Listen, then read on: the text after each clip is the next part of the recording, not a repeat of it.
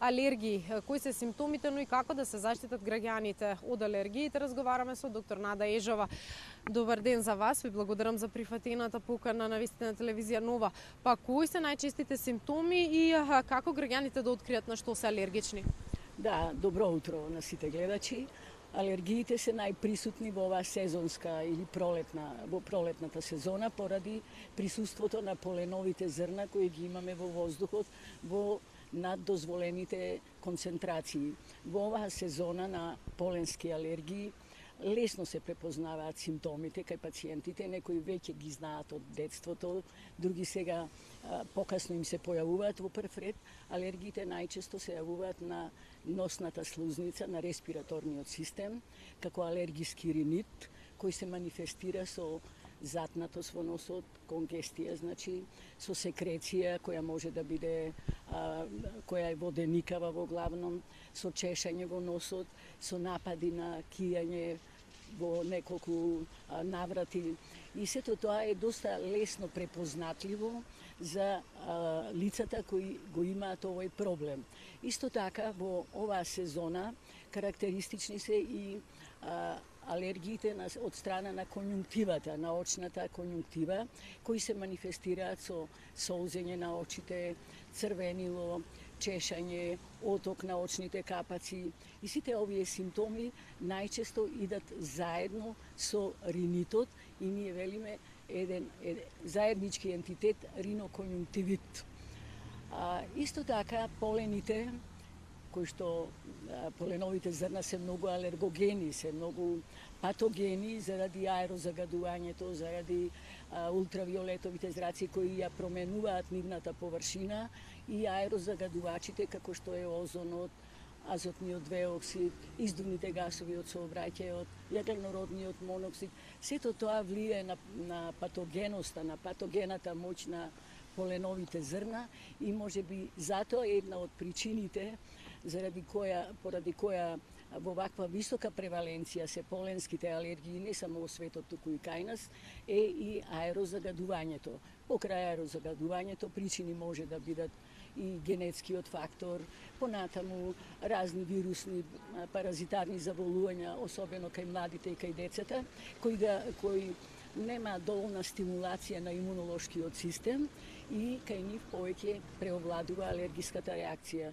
Инаку алергијата представува воспалителна реакција која се случува на респираторниот систем, како на носот, на очите, на ушните канали, на грлото, но се спушта често пати и на долните дишни патишта, бидејќи тоа е еден систем.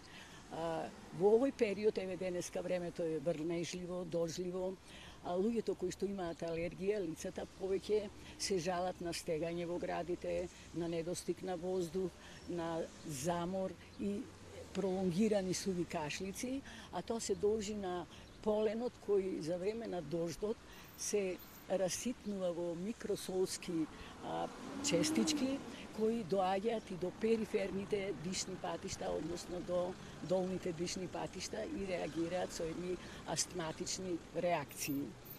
Инаку ние изобилуваме нашето поднебје со многу поленски таксони. Во овој период најчесто се полените од дрвјата, високите, како што се дабот, брезата, липата тек доаѓа. Понатаму полени од треви кои многу често кај нашата популација според проектите што сме ги работеле во Република Македонија даваат висок процент на алергија, висока преваленција или зачестеност.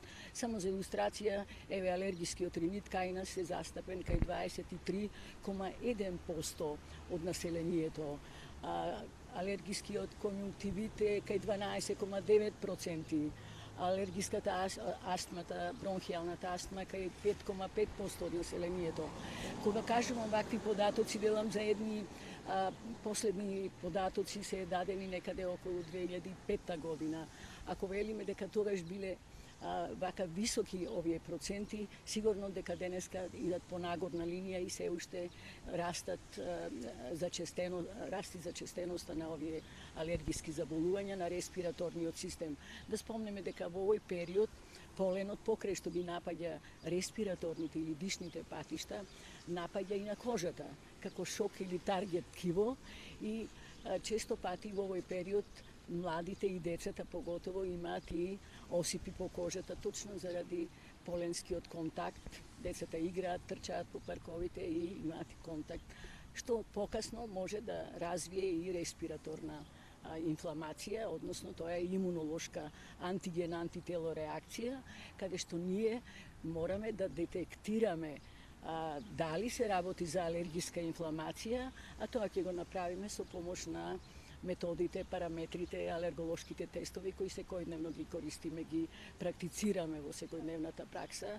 Имаме на располагање и кожни златен стандард тестови, имаме инвитро тестови преку крвта.